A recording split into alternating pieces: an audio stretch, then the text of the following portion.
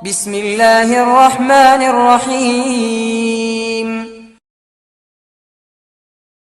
അസ്സലാമു അലൈക്കും വറഹ്മത്തുള്ളാഹി തആല വബറകാതുഹു. ബിസ്മില്ലാഹ് വൽഹംദുലില്ലാഹ് വസ്സലാത്തു വസ്സലാമു അലാ അഷ്റഫി റസൂലില്ലാഹ് വഅലാ ആലിഹിൽ ഫായിസീന ബിറിദല്ലാഹി അമ്മാ ബഅദ്. സത്യവിശ്വാസികളെ, അല്ലാഹു നമ്മുടെ ഈ സംഗമം സ്വീകരിക്കട്ടെ. നമ്മുടെ പാപങ്ങൾ അല്ലാഹു പുറത്തു തരട്ടെ. രോഗങ്ങൾ അല്ലാഹു ശിഫയാക്കട്ടെ. മരണപ്പെട്ടവരുടെ ഖബർ അല്ലാഹു സന്തോഷത്തിലാക്കട്ടെ. തെറ്റുകുറ്റങ്ങൾ അവർക്കും നമുക്കും അല്ലാഹു നിരുപാധികം മാപ്പാക്കി തരട്ടെ. നമ്മുടെയും കുടുംബത്തിന്റെയും സൃഷ്ട ആയുസ് അല്ലാഹു പൊരുത്തപ്പെട്ട വഴിയിലായി ഇസ്സത്തോടെ സന്തോഷത്തോടെ ദീർഘമായി കഴിഞ്ഞ് ഈമാൻ സലാമത്തായി മരിക്കാനുള്ള മഹാഭാഗ്യം അല്ലാഹു നമുക്ക് എല്ലാവർക്കും നൽകട്ടെ. ഈ ഭൂമിയിൽ തിന്മയുടെ ഉപാസകരുടെ കൂടെ നിൽക്കുന്ന അല്ലാഹുവിന്റെ സൃഷ്ടിയാണ് പിശാച്. അവൻ തിന്മയെ പ്രേരിപ്പിക്കുകയാണ്, തിന്മയിലേക്ക് പ്രചോദനം കൊടുക്കുകയാണ്. അവന് ധാരാളം അനുയായികളുണ്ട്. അവന്റെ മക്കള് തന്നെയാണ് ആ അനുയായികൾ. മക്കളും മക്കളുടെ മക്കളുമായി വലിയ ഒരു വ്യൂഹം അവന്റെ കൂടെ തന്നെ തിന്മയുടെ ഉപാസകരോടൊപ്പം അല്ലെങ്കിൽ തിന്മയുടെ പ്രചരണത്തിൽ നിരന്തരമായി ഇടപെടുന്നു എന്നുള്ളത് പരിശുദ്ധ ഖുർആൻ പറഞ്ഞതാണ്. അത്തരം ആളുകളുമായി, അത്തരം പൈശാചിക ബന്ധങ്ങളുമായി സത്യവിശ്വാസികളോട് പറഞ്ഞു, ഒഴിഞ്ഞു നിൽക്കണം, അതിൽ പെട്ടുപോവല്ലേ. പരിശുദ്ധ ഖുർആൻ വളരെ കൃത്യമായി പലയിടങ്ങളിൽ അത് പറയുന്നുണ്ട്. അതിൽ ശ്രദ്ധേയമായ ഒരു പ്രയോഗമാണ് സൂറത്തുൽ കഹ്ഫിന്റെ ആയത്തിൽ കാണുന്നത്. അഫതത്തഖിദൂനഹു വദുർരിയതഹു ഔലിയാഅ മിൻ ദൂനി വഹും ലക്കും അദുവ്വ്. എല്ലാം അല്ലാഹുവിൽ പറയാം, എല്ലാം അല്ലാഹുവിൽ കൂടാം.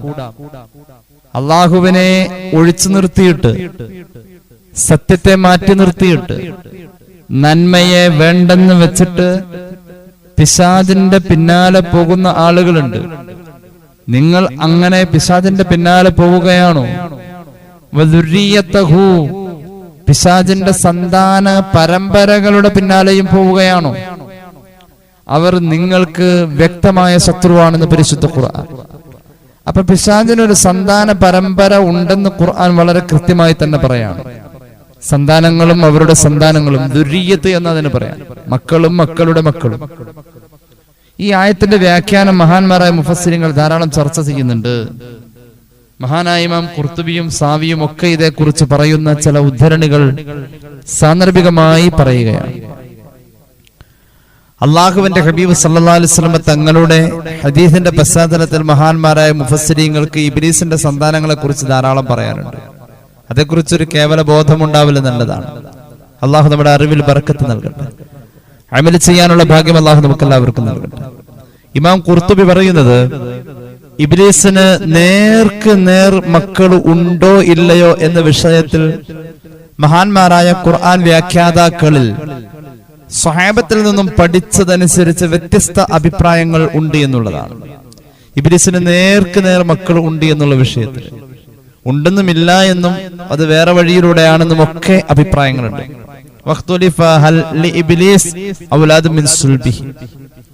മഹാനായ ശുഐബ് റളിയല്ലാഹു അൻഹു പറയുന്നത്, അദ്ദേഹത്തോട് ഒരാൾ വന്ന് ചോദിച്ചു, ഇബ്ലീസിന് ഭാര്യ ഉണ്ടോ എന്ന്.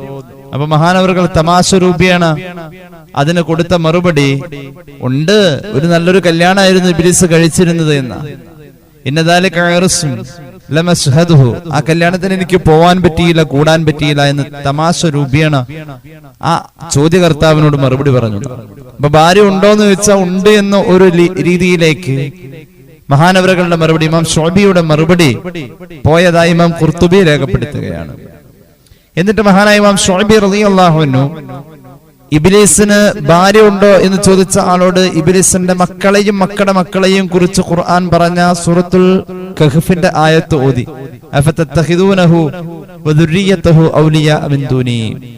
ഈ ആയത്ത് ഓതി ഇബ്ലീസിന്റെ മക്കളെയും മക്കളുടെ മക്കളെയും ഒക്കെ നിങ്ങൾ പ്രിയപ്പെട്ട ഇഷ്ടഭാജനങ്ങളാക്കി, ഉറ്റമിത്രങ്ങളാക്കി നിങ്ങൾ പ്രതിഷ്ഠിക്കുന്നുവോ എന്ന് ഖുർആന്റെ ചോദ്യം. അപ്പോൾ മഹാനായ ശുഐബ് റളിയല്ലാഹു അൻഹുവിന്റെ മുന്നിൽ വന്ന് ഇബ്ലീസിന് ഭാര്യ ഉണ്ടോ എന്ന് ചോദിച്ച ആൾക്ക് ബോധ്യമായി, ഫഅലിംതു അന്നഹു ലാ തകൂനു ദുർരിയത്തുൻ ഇല്ലാ മിൻ സൗജത്തിൻ ഫഖുൽതു നഅം. ഭാര്യ ഇല്ലാതെ മക്കളുടെ മക്കളെങ്ങനെ? അപ്പോൾ വ്യവസ്ഥാപിതമായ ഒരു ലൈംഗിക വീഴ്ച ഇബ്ലീസിന്റെ വർഗത്തിൽ ഉണ്ട് എന്നതിലേക്ക് ഈ ആയത്ത് സൂചിപ്പിക്കുന്നുണ്ടല്ലോ എന്ന് ബോധ്യമായപ്പോ ഭാര്യ ഉണ്ടെന്ന് പറയാൻ ഇമാം ശുഐബ് റളിയല്ലാഹു അൻഹു തയ്യാറായി, ഉണ്ട് എന്ന് അംഗീകരിക്കാൻ ആഗതനും തയ്യാറായി എന്നത് ഇമാം ഖുർത്തുബി രേഖപ്പെടുത്തുകയാണ്. ചില മുഫസ്സിരീങ്ങൾ പറയുന്നത് ഇബ്ലീസിന് മക്കളോ മക്കളുടെ മക്കളോ എന്ന് പറയുന്ന ഈ പ്രയോഗത്തിലൂടെ, ദുരിയത്ത് എന്ന പ്രയോഗത്തിലൂടെ ഈ പറയപ്പെട്ട രീതിയിൽ മക്കളോ മക്കളുടെ മക്കളോ അല്ല, നേരെ മറിച്ച് ഇബ്ലീസിന് കുറെ സഹായികൾ ഉണ്ട്, ജിന്ന് വർഗത്തിലെ മറ്റ് സഹായികൾ ഉണ്ട് എന്നതാണ് അതിന്റെ അർത്ഥം എന്ന് ചില മുഫസ്സിരീങ്ങൾക്കും അഭിപ്രായമുണ്ട്. നല്ല രസകരമായ ചരിത്രവും അല്ലെങ്കിൽ പഠനവുമാണ് ഇബ്ലീസുമായി ബന്ധപ്പെട്ട് ഇസ്ലാമിക ഗ്രന്ഥങ്ങളിൽ, ചരിത്ര ഗ്രന്ഥങ്ങളിൽ നമുക്ക് കാണാൻ കഴിയുന്നത്. മഹാനായ മുജാഹിദ് റളിയല്ലാഹു അൻഹു പറയുന്നത്, ഇബ്ലീസ് അയാളുടെ ശരീരത്തില് 2 ഗുഹ്യ അവയവങ്ങളും ഉള്ള വ്യക്തിയാണ്. അല്ലെങ്കിൽ ഒരു ശൈത്വാന്റെ ശരീരത്തിൽ 2 ഗുഹ്യ അവയവങ്ങളുണ്ട്, ആണിന്റെതും പെണ്ണിന്റെതും. അത് പരസ്പരം സംയോജിപ്പിച്ചുകൊണ്ട് സങ്കലനം നടത്തി സന്താനങ്ങൾ പിറക്കുന്നു എന്നുള്ളതാണ് മഹാനായ ഇമാം മുജാഹിദ് റളിയല്ലാഹു അൻഹുവിന്റെ അഭിപ്രായം. അങ്ങനെ സന്താനം പിറക്കുന്നത് മുട്ടയിടൽ വഴിയാണ്. ഒരു പ്രാവശ്യം 5 മുട്ടയാണ് ഇടുന്നത്. എന്റെ വക പറയല്ലാട്ടോ, ഇത് ഇമാം ഖുർത്തുബിയുടെ ഒക്കെ തഫ്സീറിലുള്ളതാണ്, സാവി ഇമാമിന്റെ തഫ്സീറിലൊക്കെ ഉള്ളതാണിത്. ധാരാളം മുഫസ്സിരീങ്ങൾ ഉദ്ധരിക്കുന്നുണ്ട്. ജിന്ന് വർഗത്തിൽ സന്താനം പെരുക്കുന്നത് മുട്ടയിട്ടത് വഴിയാണ് എന്ന്. 5 മുട്ടയാണ് ഇടുന്നത്. അങ്ങനെ അതിൽ നിന്നും പിന്നീട് കുട്ടികൾ ഉണ്ടാവും.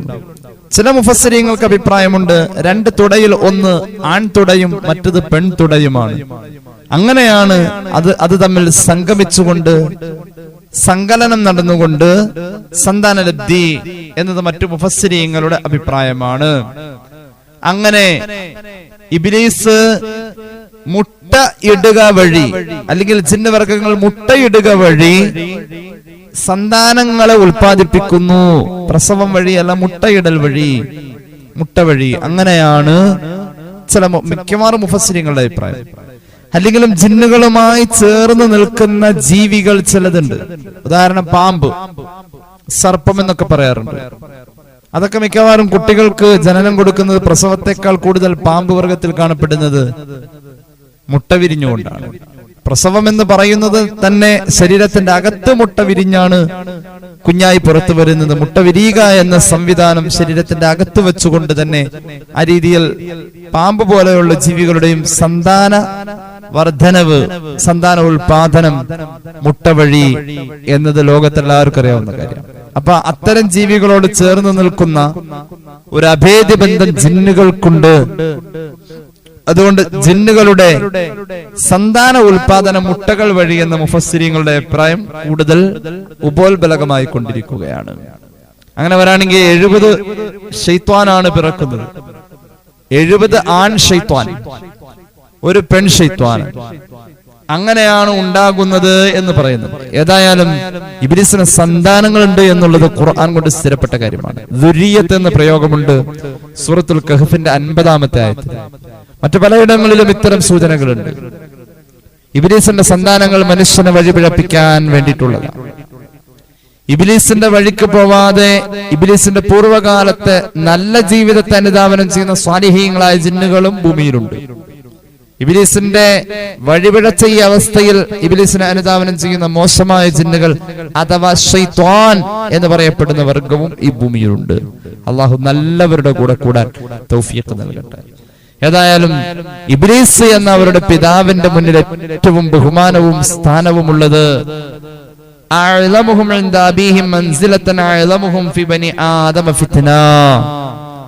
ആദം സന്തതികളിൽ ഏറ്റവും കൂടുതൽ ഫിത്ന ഉണ്ടാക്കുന്നവരായിരിക്കും അവരുടെ പിതാവായ സാക്ഷാൽ ഇബ്ലീസിന്റെ മുന്നിൽ ഏറ്റവും ആദരണീയർ എന്ന് മഹാനായ ഇമാം മുജാഹിദ് റളിയല്ലാഹു അൻഹുവിന്റെ അഭിപ്രായം ഖുർത്തുബിയിൽ കാണാം. അള്ളാഹു നമുക്ക് അറിവിൽ ബറക്കത്ത് നൽകട്ടെ.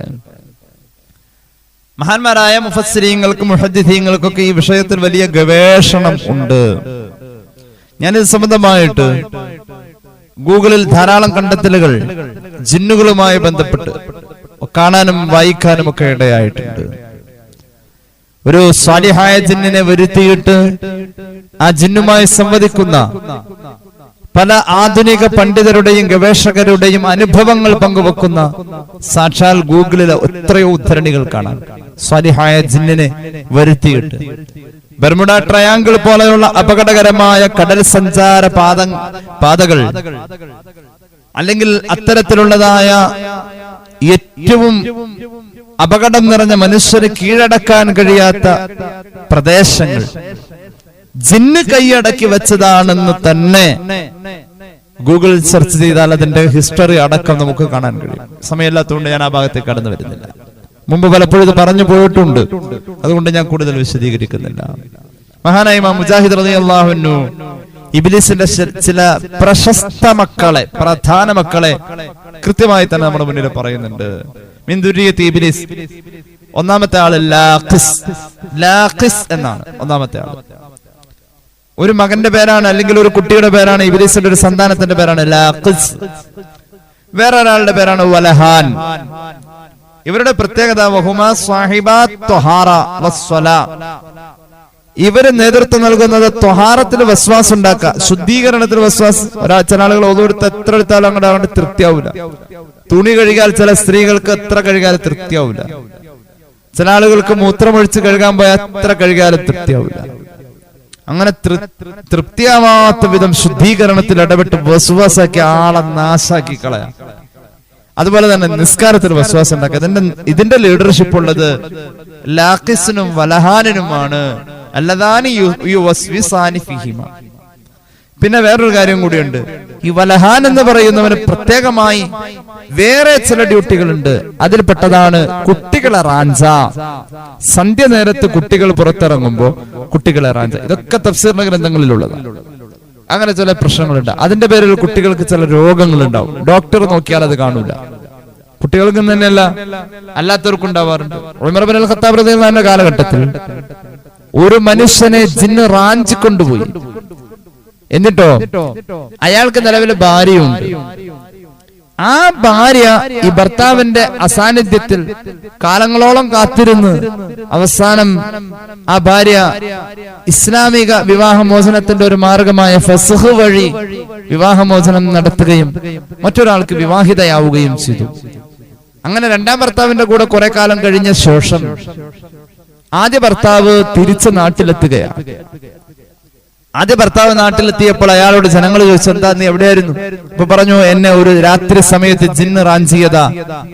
അവരുടെ ആളുകൾ മനുഷ്യന്മാര് കടന്നു ചെല്ലാത്ത പ്രദേശത്തെ എന്നെ കൊണ്ടുപോയി പാർപ്പിച്ച് അവർ രണ്ട് സംഘമായി അങ്ങുമിങ്ങും യുദ്ധം ചെയ്യുന്നതിൽ എന്റെ പേരിൽ അവർക്ക് പരസ്പരം തർക്കം വരികയും ഇവൻ വന്നതിന് ശേഷമാണ് ഇവിടെ പ്രശ്നം എന്ന് പറഞ്ഞ് എന്നെ അവിടുന്ന് ഒഴിവാക്കാൻ ഇരു കൂട്ടരും പരസ്പരം ധാരണയാവുകയും അങ്ങനെ ഞാൻ മുഖേന അവരുടെ ഇടയിൽ ഒരു പ്രശ്നം വന്നല്ലോ എന്നൊരു തെറ്റിദ്ധാരണ കൊണ്ട് അവർ എന്നെ തിരിച്ചു കൊണ്ടുവന്ന് ഇവിടെ ആക്കുകയും ചെയ്തു എന്ന് പറയുന്ന ഒരു ചരിത്രം ഉമർ ഇബ്നുൽ ഖത്താബ് റളിയല്ലാഹു അൻഹു ഭരണകാലഘട്ടവുമായി ബന്ധപ്പെട്ട ചരിത്ര വായനയിൽ നമുക്ക് കാണാൻ കഴിയും. ഇസ്ലാമിക കർമ്മശാസ്ത്രത്തിൽ ഈ പെണ്ണ് ഏത് ഭർത്താവിന് വിവാഹം കൊണ്ട് സ്ഥിരപ്പെടും എന്നതിലേക്ക് ഈ സംഭവത്തെ ഉദ്ധരിച്ചുകൊണ്ട് ചില ഫുഖഹാ പല തെളിവുകളും നിരത്താൻ തയ്യാറാകുന്നതുണ്ട്. ഞാൻ ആ ഭാഗത്തേക്ക് കടന്നു വരുന്നില്ല. ഏതായാലും ജിന്നുകൾ റാഞ്ചും എന്നുള്ളത് തീർച്ചയാണ്. മഹാനായ ഷെയ്ഖ് മുഹീദ്ദീൻ അബ്ദുൽ ഖാദിർ ജീലാനി ഖദ്ദസല്ലാഹു റൂഹഹു തങ്ങളുടെ കാലഘട്ടത്തിൽ ഒരു കുട്ടിയെ ജിന്ന് റാഞ്ചിക്കൊണ്ട് പോയിട്ട് ആ ജിന്നിനെ തിരിച്ചു വിളിച്ച് മഹാനവറുകൾ ആ കുട്ടിയെ കുടുംബത്തിൽ ഏൽപ്പിക്കാൻ ആവശ്യപ്പെടുന്നത് ബഹുജത്തുൽ അസ്റാറിലും മറ്റും രേഖപ്പെടുത്തിയതായി കാണാൻ കഴിയുന്നുണ്ട്.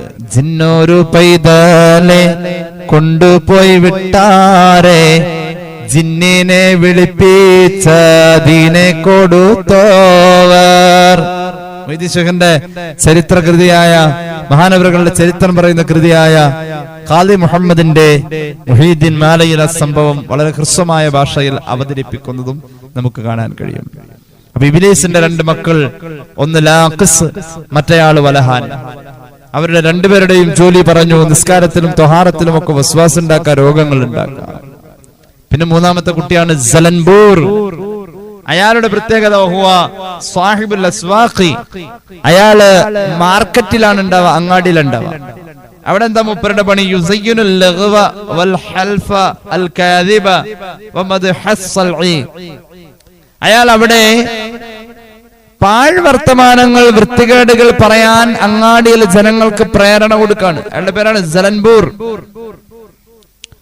അങ്ങനെ ജനങ്ങൾ വൃത്തികേട് പറയാനും ഗീബത്ത് പറയാനും നമീമത്ത് പറയാനും കടത്തിണ്ണകളിലും കൊലായികളിലുമൊക്കെ ജനങ്ങൾക്ക് പ്രേരണ കൊടുക്കാൻ അവിടെ പോയിരിക്കുന്ന പണിയാണ് ഇബ്ലീസിന്റെ സന്താനമായ സലൻപൂർ എന്ന് പറയുന്ന ശൈത്താനുള്ളത്. മാത്രവുമല്ല, അയാളുടെ മറ്റൊരു പണിയാണ് കള്ളസത്യം ചെയ്ത് ഇത് നല്ല കച്ചവട ചരക്കാണ് എന്ന് പറഞ്ഞ് കള്ളസത്യം കച്ചവടത്തിൽ ചെയ്യാൻ കച്ചവടക്കാരന് പ്രേരണ കൊടുക്കുന്നതും ഈ സലൻപൂരാണ്. പിന്നെ കാണാം, ചില കച്ചവട വസ്തുക്കൾക്ക് പറയപ്പെട്ട ക്വാളിറ്റി ഒന്നില്ലെങ്കിലും ആ കച്ചവട വസ്തുവിനെ പുകഴ്ത്തി പറയാൻ കച്ചവടക്കാരന് പ്രേരണ കൊടുക്കുന്നതും ഇതേ സലൻപൂർ എന്ന പിശാചാണ്. പിന്നെ ഒരു പിശാചാണ് മഹാനായ ഇമാം മുജാഹിദ് പറയുന്നത് ബത്തർ. അയാളുടെ പേര് ബത്തർ. അയാളുടെ പ്രത്യേകത, അയാളാണ് അപകടങ്ങൾ ഉണ്ടാക്കാം. വാഹനത്തിൽ കയറുമ്പോൾ ഓതേണ്ട ദിക്റുകൾ ഓതിയാൽ, വീട് വിട്ടിറങ്ങുമ്പോൾ ഓതേണ്ട ദിക്റുകൾ ഓതിയാൽ ഈ പിശാചങ്ങ് മാറുന്ന. അപകടങ്ങളും മനുഷ്യന്റെ രക്തം ചിന്തലുകളുമാണ് അവന്റെ ഹോബി. മുഖം വികൃതമാക്കാം. യുസയ്യിനു ഖദസൽ വുജൂഹ്, മനുഷ്യന്റെ മുഖത്തെ പിച്ചി ചിന്ത അല്ലെങ്കിൽ അഭിമാനത്തെ പിച്ചി ചിന്ത, അപമാനങ്ങൾ ഉണ്ടാക്കും. അതാണ് ഈ ബത്തറിന്റെ സ്വഭാവം. അയാളുടെ ഡ്യൂട്ടി അതാണ്. അതുപോലെ തന്നെ പരസ്പരം അടികൂടാം, അതുപോലെ തന്നെ പിടിവലികൾ ഉണ്ടാക്കാം. അതുവഴി വസ്ത്രങ്ങൾ അങ്ങും കോളറിന് പിടിച്ച് അത് വസ്ത്രങ്ങൾ പരസ്പരം കീറിക്കളയും വിധം ഉന്തും തള്ളും പിടിയും വലിയും ഉണ്ടാക്കി ജനങ്ങളിൽ സംഘടനം സൃഷ്ടിക്ക. അതാണ് ഈ ബത്തറിന്റെ ഡ്യൂട്ടി. മഹാനായ ഇമാം മുജാഹിദ് പറയുന്നു, അഞ്ചാമത്തെ ജിന്നിന്റെ പേരാണ്, പിശാചിന്റെ പേരാണ്, ഇബ്ലീസിന്റെ പ്രധാന സന്താനം അഇവർ. അതിനർത്ഥം തന്നെ കോങ്കണ്ണൻ. അയാളുടെ പ്രത്യേകത വ്യഭിചാരമോഹമുണ്ടാക്കും. അന്യ ആണും അന്യ പെണ്ണും തനിച്ചാകുന്നിടത്ത് ഇരുവരിലും വൈകാരിക പ്രേരണകളും പ്രചോദനങ്ങളും സൃഷ്ടിക്കുക എന്നതാണ് ഈ പറയപ്പെട്ട അഇവറിന്റെ ജോലി. പിന്നെ അതുപോലെ തന്നെ ആറാമത്തെ ഒരു പിശാചാണ് മത്റൂസ്. അയാളുടെ പ്രത്യേകത സാഹിബുൽ അഖ്ബാരിൽ കാദിബ, കള്ളപ്രചരണങ്ങൾ സൃഷ്ടിക്കുക. ജനങ്ങൾക്കിടയിൽ ചിലരത് പറയാൻ വേണ്ടി മുന്നിൽ വരാറുണ്ട്. അവരുടെ കൂടെ മത്റൂസ് എന്ന് പറയുന്ന പിശാച് ഉണ്ട് എന്നാണ് മഹാന്മാർ പറയുന്നത്. പിന്നെ ഏഴാമതൊരു പ്രധാന പിശാചുണ്ട്. അയാളുടെ പേര് ദാസിം എന്നാണ്. അയാള് ഒരാള് വീട്ടിലേക്ക് കയറി വരുമ്പോ അയാളുടെ കൂടെ അങ്ങോട്ട് കയറി വരും, പെരക്കകത്ത് കയറി വരും. എന്നിട്ടോ വീടിന്റെ അകത്തേക്ക് കയറി വരുന്ന ആള് വാതിലൊക്കെ എത്തുമ്പോൾ ചൊല്ലേണ്ട ദിക്റുകളുണ്ട്, അതൊക്കെ ചൊല്ലി പെരക്കകത്ത് കയറാം. അറ്റ്ലീസ്റ്റ് ബിസ്മി ചൊല്ലിയിട്ട് കയറാം. കഴിഞ്ഞ ക്ലാസ്സിൽ നമ്മൾ പറഞ്ഞു ഒരു ഖുൽ ഹുവല്ലാഹു അഹദും കൂടി ഓതണം. ഇതൊക്കെ ഓതാണെങ്കിൽ അവൻ പുറത്തേക്ക് ഇറങ്ങിപ്പോയിക്കോളും, ഇല്ലെങ്കിൽ കൂടെ തന്നെ കൂടും. ഇത് മഹാനായ ഇമാം ഖുർത്തുബി, മഹാനായ ഇമാം സാവിയൊക്കെ രേഖപ്പെടുത്തുന്ന പ്രധാന തഫ്സീറുകളാണ്.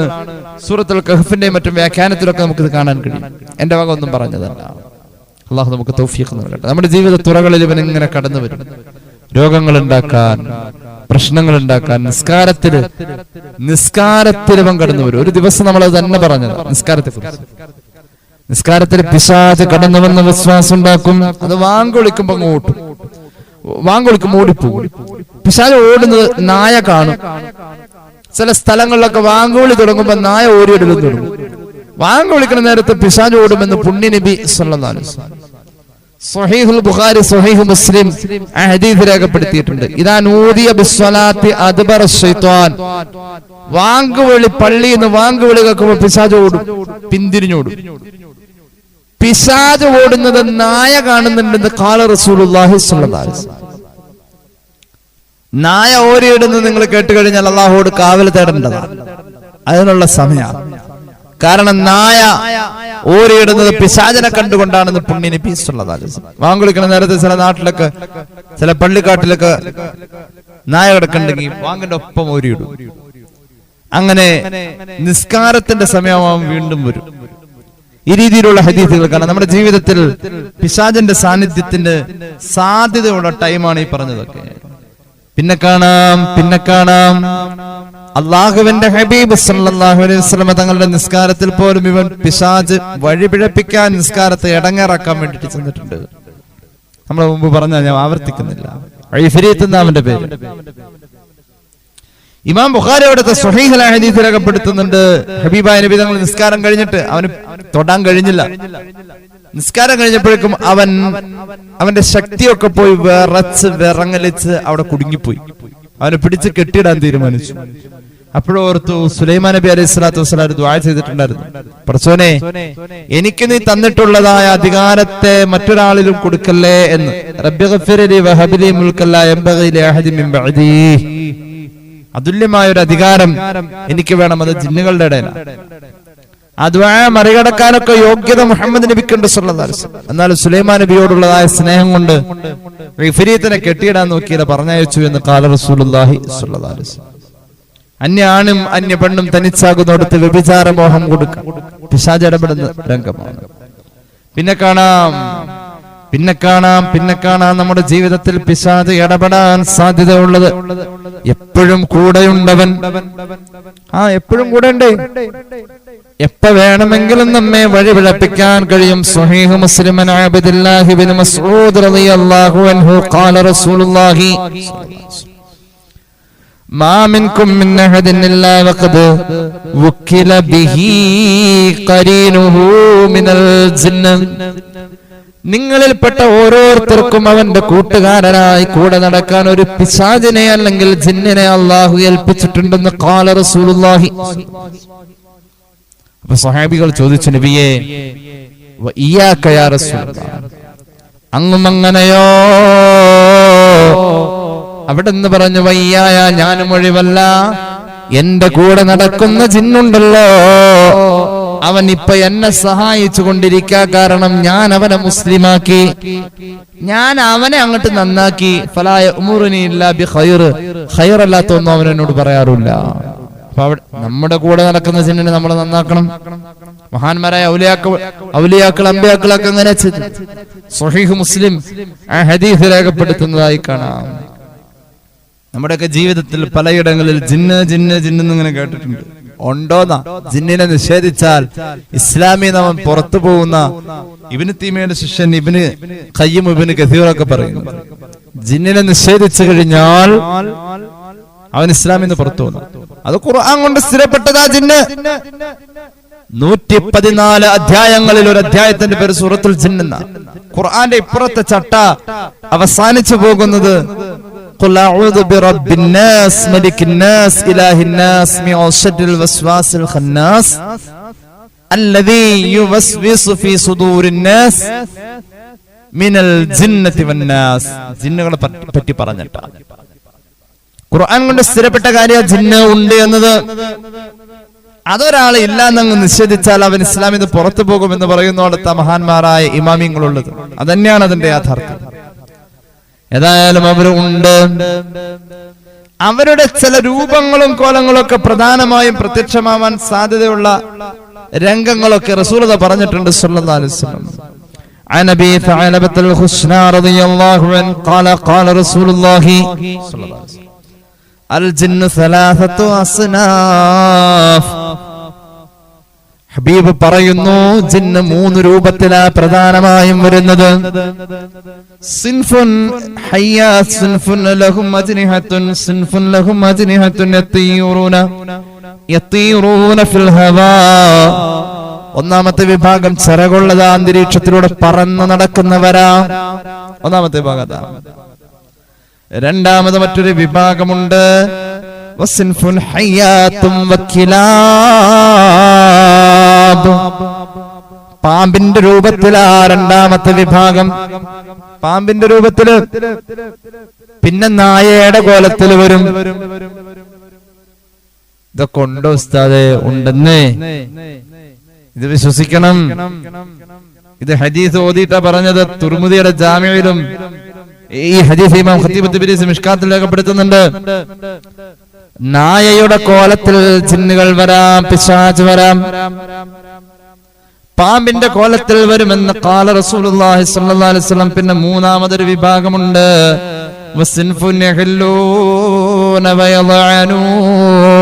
രൂപം പറഞ്ഞിട്ടില്ല, സഞ്ചരിക്ക ഇടങ്ങേറുണ്ടാക്കും. പാമ്പിന്റെ കോലത്തിലൊക്കെ ഇഷ്ടംപോലെ കാണാറുണ്ട്.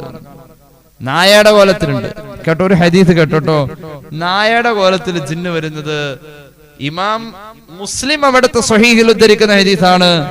ഇമാം മഹാനായ ഇമാം ഖതീബത്ത് ഇബ്നീസ് മിഷ്കാത്തിലും രേഖപ്പെടുത്തുന്നുണ്ട്. عن جابر بن عبد الله رضي الله عنه قال أمرنا رسول الله صلى الله عليه وسلم بقتل الكلاب حتى إن المرأة تقدم من البادية بكلبها فنقتله. മഹാനായ ജാബിർ റളിയല്ലാഹു അൻഹു പറയാണ്, ഒരിക്കൽ മദീനയിൽ ഒരു പ്രഖ്യാപനം നടത്തി ഹബീബായ നബി തങ്ങൾ സല്ലല്ലാഹു അലൈഹി വസല്ലം. എന്താണ് മദീനയിലെ പ്രഖ്യാപനം? നായ്ക്കളെ കൊല്ലണേ, തെരുവ് നായന്റെ ശല്യം. നായ്ക്കൾ ജനങ്ങളെ ഉപദ്രവിക്കുന്ന ഒരു ഘട്ടം വന്നപ്പോ നായ്ക്കളെ കുറെ കൊല്ലേണ്ടി വരുന്നു. പേളകി ജനങ്ങളെ ഉപദ്രവിക്കും. നായ്ക്കളെ കൊല്ലാൻ പറഞ്ഞതോടുകൂടെ ഞങ്ങൾ നായ്ക്കൾ ശല്യമാകുന്ന ഇടത്തിൽ അവരെ കൊല്ലാൻ വേണ്ടി തീരുമാനിച്ചു. അങ്ങനെ കുറച്ചു കഴിഞ്ഞപ്പോ എത്രത്തോളം നായ്ക്കളെ കൊല്ലാൻ തുടങ്ങി എന്നറിയോ? മദീനക്ക് പുറത്തുനിന്ന് ഏതെങ്കിലും ഒരു പെണ്ണവളുടെ കൂടെ സഹായത്തിനൊരു നായയും കൂട്ടിയാണ് വരുന്നത് എങ്കിൽ അവളുടെ കയ്യിലുള്ള നായയെപ്പോലും ഞങ്ങൾ കൊന്നിരുന്നു. ഇത് മുസ്ലിമിലുണ്ട് ഹദീസ്, സ്വഹീഹ് മുസ്ലിമിലെ ഹദീസ്. ثم نهى رسول الله صلى الله عليه وسلم عن قتلها. കുറച്ച് ദിവസം കഴിഞ്ഞപ്പോൾ അവിടെ നിന്ന് പറഞ്ഞു, ഇനി നായേനെ കൊല്ലല്ലേ, നായേനാരും കൊല്ലല്ലേ. എന്നിട്ട് പറഞ്ഞു, അലൈക്കും ബിൽ അസ്വദ്, നായ്ക്കളുടെ കൂട്ടത്തിൽ അലൈക്കും ബിൽ അസ്വദിൽ ബഹീം ദിന്നുഖ്തതൈൻ, നായ്ക്കളുടെ കൂട്ടത്തിൽ സൂക്ഷിക്കണം കടും കറുപ്പ് നിറത്തിലുള്ളത്.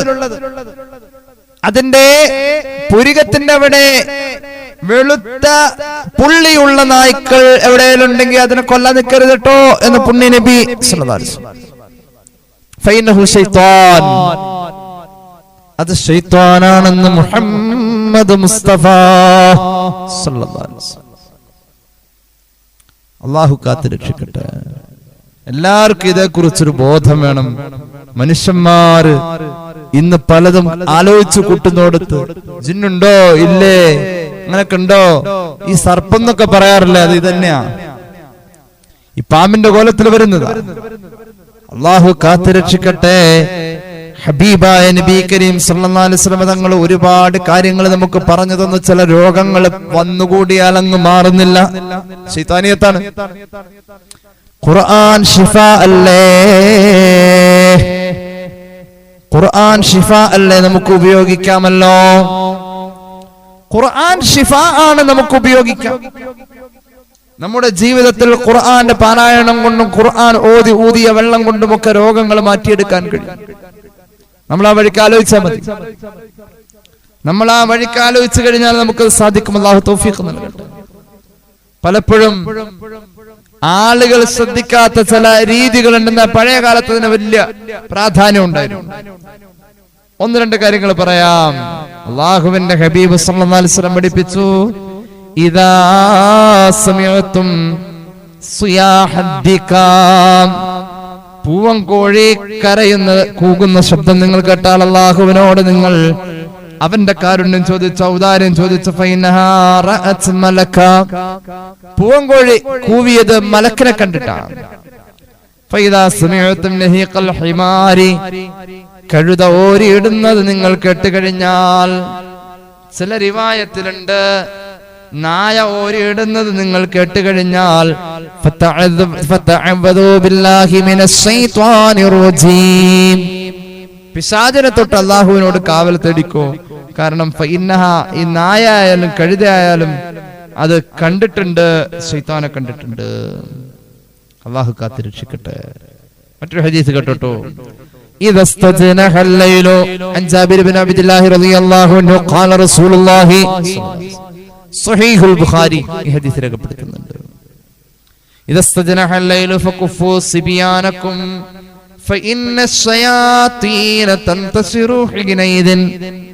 നേരം സന്ധ്യയായാൽ, അങ്ങനെ ഒരു സന്ധ്യാഭയം ഉണ്ടായിരുന്നു പണ്ടേ. സന്ധ്യയായി കഴിഞ്ഞാൽ എന്നൊരു തോന്നല്, ഒരു ഭയം. നേരം സന്ധ്യയായി കഴിഞ്ഞാൽ, രാവ് ഇരുള് മുറ്റിത്തുടങ്ങിക്കഴിഞ്ഞാൽ നിങ്ങളുടെ മക്കളെ നിങ്ങൾ പിടിച്ചിരുത്തണേ. കുട്ടികളെ ഓടിയടക്കാൻ പാടില്ല. ആ നേരത്തെ നമ്മുടെ മക്കൾ ട്യൂഷന് പോണത്. ആ സമയത്തെ ഒന്ന് മാനിക്കണം എന്ന് പുണ്യ നബി സല്ലല്ലാഹു അലൈഹി വസല്ലം. എന്തുകൊണ്ട്? ആ സമയത്ത് പിശാച് പാഞ്ഞ് പടർന്ന് വ്യാപിച്ചിരിക്കുന്ന നേരമാണെന്ന് ഖാല റസൂലുള്ളാഹി സ്വല്ലല്ലാഹു അലൈഹി വസല്ലം. ഫൈദാ ദഹബ സഅത്ത് മിനൽ ഇശാ, ഇശാഇനോടടുത്തൊരു സമയം വന്നു കഴിഞ്ഞാൽ നിങ്ങളുടെ മക്കളെ നിങ്ങൾ വിട്ടയച്ചോ. ആദ്യം പിടിച്ചിരുത്തിയ മക്കളെ വിട്ടയച്ചോ. മാത്രവുമല്ല അഗ്ലിഖ് ബാബക, നിങ്ങളുടെ വീടിന്റെ വാതിൽ നിങ്ങൾ അടയ്ക്കുമ്പോ ബിസ്മി ചൊല്ലണമെന്ന് നബി മുഹമ്മദ് മുസ്തഫ. വീട്ടിൽ ലൈറ്റ് അണയ്ക്കുമ്പോൾ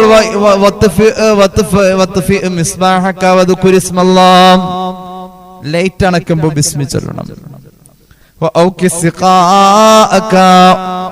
നിങ്ങളുടെ വീട്ടിൽ പാത്രങ്ങൾ മൂടി വെക്കണം, തുറന്നു വെക്കരുത്. അങ്ങനെ മൂടി വെക്കുമ്പോഴും നിങ്ങൾ ബിസ്മി ചൊല്ലണം. മൂടിയില്ലാത്ത ചില പാത്രങ്ങൾ ഉണ്ടെങ്കിൽ അത് കമഴ്ത്തി വെക്കണം. ഒരു മൂടിയില്ല, ഒന്നുമില്ലെങ്കിൽ നിങ്ങൾ അതിന്റെ മുകളിൽ കുറുകെ ഒരു വടിയെങ്കിലും വെച്ചിട്ട് ബിസ്മി ചൊല്ലണമെന്ന് പുണ്യ നബി സ്വഹീഹുൽ ബുഖാരി ഈ ഹദീസ് രേഖപ്പെടുത്തിയിട്ടുണ്ട്. ചില രോഗങ്ങൾ വന്നുകൂടുന്നത് എങ്ങനെയാണെന്നറിയില്ല, ചില പ്രയാസങ്ങൾ വന്നുകൂടുന്നത് എങ്ങനെയാണെന്നറിയില്ല. ഓരോ വീട്ടിലും പിശാചുണ്ട്, ആരും അത് ശ്രദ്ധിക്കൂല.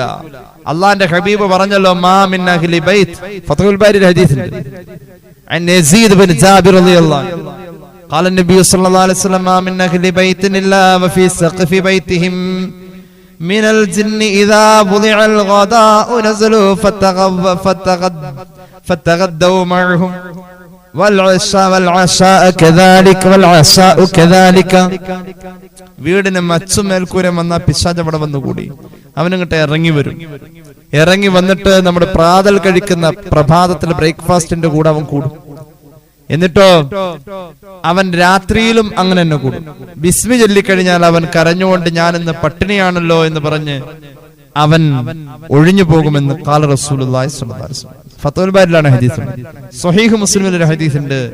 ജാബിർ റളിയല്ലാഹു അൻഹു പറയുന്നുണ്ട്, പുണ്യ നബി സല്ലല്ലാഹു അലൈഹി വസല്ലം പഠിപ്പിച്ചു, ഇന്ന ശൈത്താന യഹ്ദുറു അഹദകും ഇൻദ കുല്ലി ശൈഇൻ മിൻ ശഅനിഹി ഹത്താ യഹ്ദുറഹു ഇൻദ തുആമിഹി. വീടിന്റെ മേൽക്കൂരയിലുള്ള പിശാച് ഭക്ഷണം കഴിക്കുന്ന നേരത്ത് നമ്മുടെ കൂടെ ഇറങ്ങി വരും. ഫൈദാ സഖതത മിൻ അഹദികുമുൽ ലുഖ്മ, വല്ല ഉരുളയോ ഭക്ഷണത്തിൽ എന്തെങ്കിലും ചിപ്സ് ഒക്കെയാണ് കഴിക്കുന്നെങ്കിൽ എന്തെങ്കിലും ഒരു കഷ്ണം താഴെ വീണാൽ ഫൽയുമിത് മാ കാന ബിഹാ മിൻ അദാ, അതിലെന്തെങ്കിലും പുരണ്ടത് തട്ടിക്കളഞ്ഞാൽ പോകെങ്കിൽ തട്ടിക്കളഞ്ഞിട്ട് നിങ്ങൾ തന്നെ ബിസ്മി ചൊല്ലി കഴിച്ചോളണം. അത് ശൈത്താന് വേണ്ടി ഉപേക്ഷിക്കല്ലേ. വലാ യദഇഹാ ലിശ്ശൈത്താൻ. ഇതിൽ നിന്ന് മനസ്സിലാക്കാം, വീട്ടിൽ നമ്മൾ ഭക്ഷണം കഴിച്ചിട്ട് ബാലൻസ് വരുന്ന വല്ലതും കളയേണ്ടതുണ്ടെങ്കിൽ, ഉദാഹരണം മീൻ കഴിച്ചാൽ മത്സ്യത്തിന്റെ മുള്ള് കളയും, ഇറച്ചി കഴിച്ചാൽ എല്ല് കളയും. ആ കളയുന്ന ഭക്ഷണത്തിൽ നമ്മൾ ഒഴിവാക്കുന്ന സാധനങ്ങൾ ഉണ്ടാവും, അത് കളയുമ്പോ ബിസ്മി ചൊല്ലിയിട്ട് കളയണം. കാരണം അത് പിശാചിന്റെ ആഹാരമാക്കി വെക്കല്ലേ, ഒഴിവാക്കല്ലേ എന്ന് പുണ്യ നബി സല്ലല്ലാഹു അലൈഹി വസല്ലം. പിശാച് ഉണ്ടാക്കുന്ന രോഗങ്ങളിൽ നിന്ന് രക്ഷപ്പെടാൻ ഇത്തരം കാര്യങ്ങൾ അവലംബിക്കൽ നമുക്ക് നല്ലതാണ്. അല്ലാഹു തൗഫീഖ് നൽകട്ടെ. അൽഹംദുലില്ലാഹി റബ്ബിൽ ആലമീൻ. അല്ലാഹുമ്മ സ്വല്ലി അലാ സയ്യിദിനാ മുഹമ്മദിൻ വഅലാ ആലി സയ്യിദിനാ മുഹമ്മദ്. അല്ലാഹുവേ സ്വീകരിക്കുക തമ്പുരാനെ, പാപങ്ങൾ പൊറുക്ക് അല്ലാഹ്, രോഗങ്ങൾ ശിഫയാക്കുക അല്ലാഹ്, ദുആ വസിയത്ത് ചെയ്തവരുടെ ആവശ്യം നിറവേറ്റ് അല്ലാഹ്, ഞങ്ങളെ സഹായിക്കുന്നവരെ സഹായിക്കുക അല്ലാഹ്, ഈ ഇൽമിന്റെ മജ്ലിസ് നീ ഖബൂലാക്കുക അല്ലാഹ്. അല്ലാഹുവേ ഞങ്ങളുടെ എല്ലാ കാര്യങ്ങളിലും അഭിവൃദ്ധിയും സന്തോഷവും തരണേ അല്ലാഹ്. ഈ ക്ലാസ്സിൽ പങ്കെടുക്കുന്നവർ, ഇത് കണ്ടുകൊണ്ടിരിക്കുന്നവർ എല്ലാവരിലും റബ്ബേ ഖൈർ നൽകുക അല്ലാഹ്, ബറക്കത്ത് നൽകണേ അല്ലാഹ്. റബ്ബനാ റഹംഹും കമാ റബ്ബൗനാ സ്വഗാറാ ബിഫദ്ലി സല്ലല്ലാഹു അലാ മുഹമ്മദ് സല്ലല്ലാഹു അലൈഹി വസല്ലം സല്ലല്ലാഹു അലാ മുഹമ്മദ് സല്ലല്ലാഹു അലൈഹി വസല്ലം. അല്ലാഹുമ്മ സ്വല്ലി അലാ മുഹമ്മദ് യാ റബ്ബി സ്വല്ലി അലൈഹി വസല്ലം. അസ്സലാമു അലൈക്കും വറഹ്മത്തുള്ളാഹി വബറകാതുഹു.